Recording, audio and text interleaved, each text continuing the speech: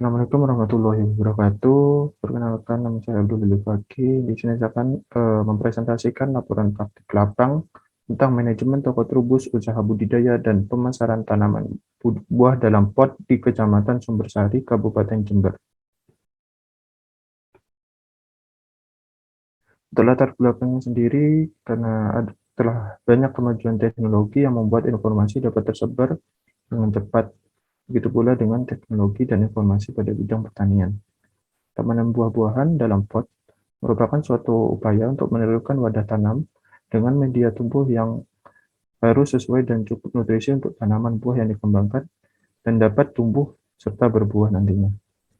Dengan menggunakan metode tabulam pot atau tanaman buah dalam pot ini, Anda tidak perlu lahan yang luas untuk menanam buah favorit Anda.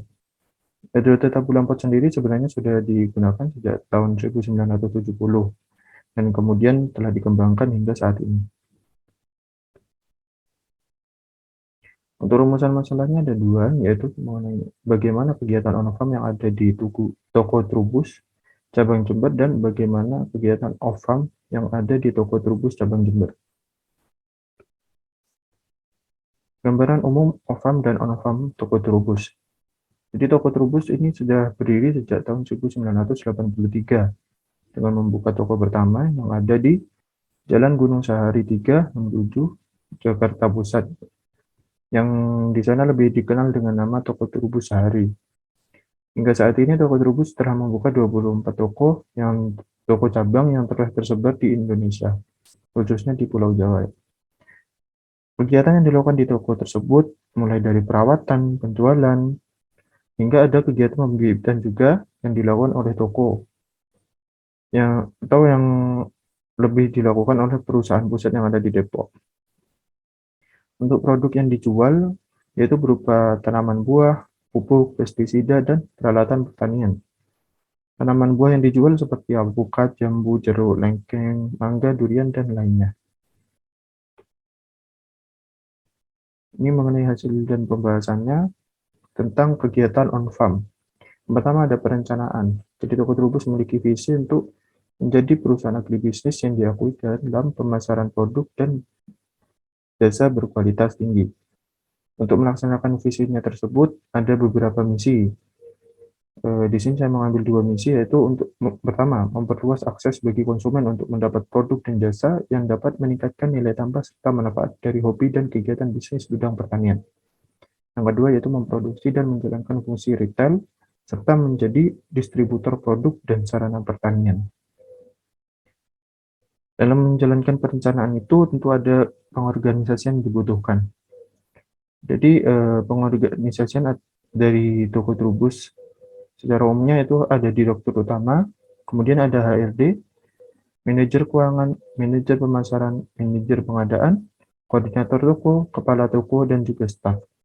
Untuk Toko Trubus cabang Jember sendiri hanya dikelola oleh kepala toko dan staf. Ada satu kepala toko dan juga dua staf yang bertugas.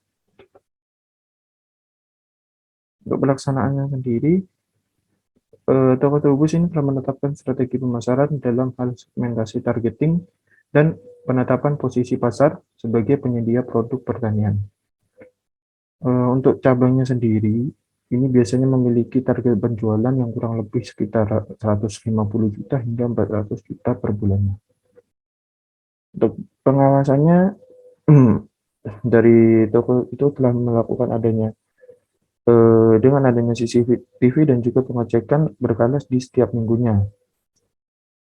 Pengecekan yang dilakukan mengenai persediaan, barang masuk dan keluar, pengeluaran dan pemasukan, kondisi peralatan, kondisi produk, kondisi pasar, serta kondisi tokonya sendiri. Untuk pengendalian yang dilakukan, untuk tiap toko cabangnya dilakukan oleh kepala tokonya langsung. Nah, dan untuk kebijakan lainnya, lebih kepada kebijakan yang penting mungkin itu langsung dipegang oleh dari manajemen pusatnya. Untuk evaluasi yang dilakukan pada semua tahapan produksi, distribusi, hingga pemasaran. Dilakukan setiap bulan sekali.